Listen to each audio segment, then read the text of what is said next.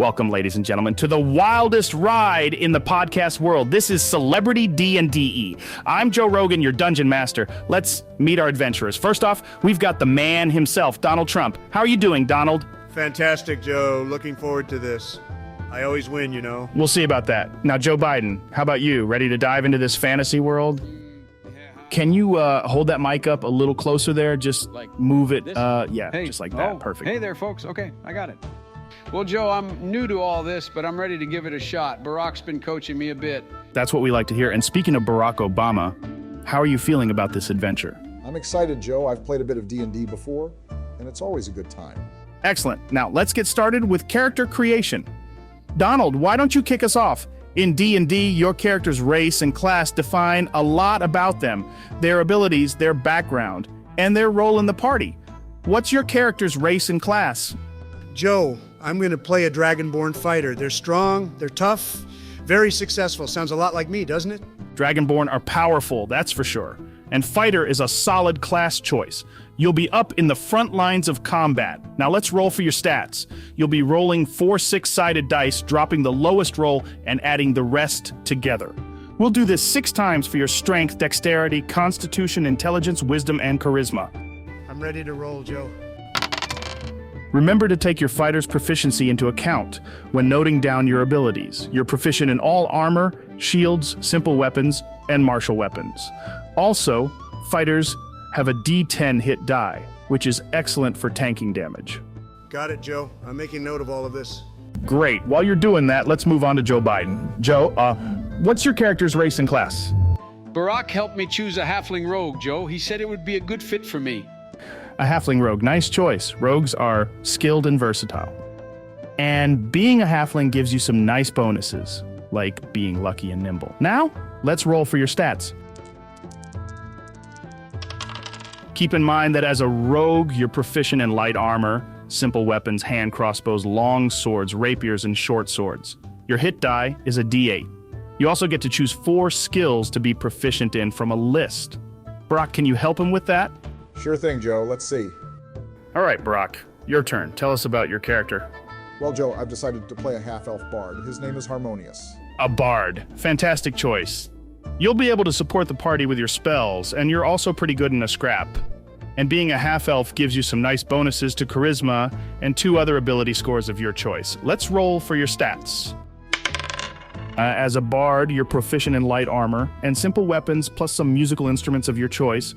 You've got a D8 hit die. You also get to choose any 3 skills to be proficient in, thanks to your bardic versatility. What are you thinking?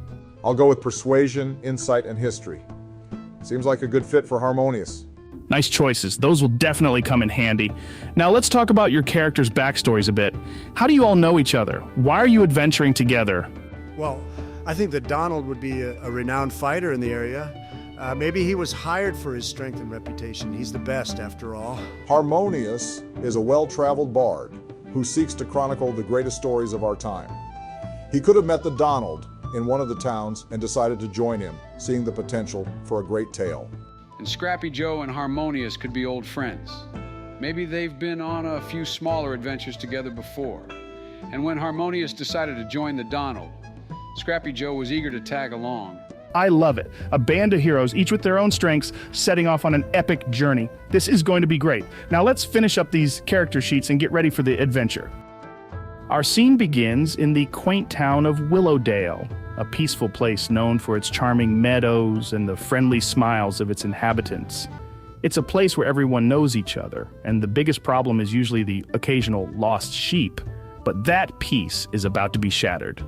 The Donald, Harmonius, and Scrappy Joe, you are at the local inn, sharing stories over a hearty meal. Suddenly, the door slams open and a terrified villager rushes in. "Monsters!" he cries. "Monsters attacking the farm!" Monsters, you say? This sounds like a job for the Donald. Hold on, let's find out more about what we're dealing with. Sir, can you describe these monsters? And don't worry, we'll help you. Right, guys? Barack, you asked the villager to describe the monsters. Roll a persuasion check to see how much he can tell you. That's a 16 total. Good roll. The villager, still panting from his run, points towards his farm at the outskirts of Willowdale. "Goblins, a pack of them, stealing our livestock and causing a ruckus." Goblins, huh? Let me at them. I've dealt with tougher stuff in my sleep. Donald, since you're eager, roll an intelligence check to see what you know about goblins. That's an, 7? You're confident that you can handle them, but you can't recall specific details about goblins. Joe, would you like to try? Sure, Joe. Harmonius has traveled a lot after all. I'll try too. A 12. That's 14. All right, you both know that goblins aren't the toughest creatures, but they can be sneaky and troublesome, especially in groups. They usually come from the nearby forest. They're not above stealing livestock if they're hungry, or if they can profit from it. All right, enough talking. Let's go handle these goblins. All right, you guys head out to the farm, weapons at the ready. As you approach, you can hear the commotion, the clatter of pots, the squeal of pigs, and the cackling laughter of goblins. What's your plan? Plan? The Donald doesn't need a plan. I just go in and start swinging. All right, Donald, if that's your approach, roll an initiative check. Everyone else roll too. We're getting into combat. 18 total. Let's go. I have an 11 here. And I rolled a 16, Joe. All right, Donald, you're up first. You see 4 goblins ransacking the farm. What do? I charge at the closest goblin and attack with my greatsword. Roll an attack roll. What is it? What did you roll? It's, Donald, come on, let's keep things moving. Well, Joe, it landed on the edge of my notebook, and I don't think it should count. I'm gonna roll it. Absolutely not. We're not doing re-rolls. You know what? Fine, Joe. It was a 1. I rolled a 1. Happy? Your great sword cuts through the air, but the goblin manages to duck at the last moment. You're up. Harmonius will hang back and use vicious mockery on the goblin that Donald just missed. I insult his ability to dodge. The goblin has to succeed on a wisdom saving throw, or take 1d4 psychic damage and have disadvantage on the next attack roll it makes. Let's see how wise this goblin is. Well, your insult lands true, and the goblin seems taken aback. Roll for damage. 2 damage. Nice, the goblin is visibly upset. Joe, you're next. Scrappy Joe will rush to help Donald and attack the same goblin with his short sword. Roll an attack roll. And a 9. Your sword strikes true, hitting the goblin. Roll for damage. It's a 5. With a swift strike, the goblin falls. Good job, Joe. Now the remaining goblins turn their attention towards you. All right, it's the goblins' turn. The 3 remaining goblins, seeing their companion fall, screech in anger and charge towards you. The first one attacks Donald. Donald, what's your armor class? The Donald's armor class is 16. Bring it on. All right, let's see if this goblin can land a hit. That's a miss. The goblin swings his scimitar, but you parry it with your greatsword. The second goblin attacks Joe. Joe, what's your armor class? Scrappy Joe's armor class is 14. The goblin swings his scimitar at you. That's a hit. You take 4 points of slashing damage. The third goblin, seeing Barak casting spells, decides to throw a javelin at him.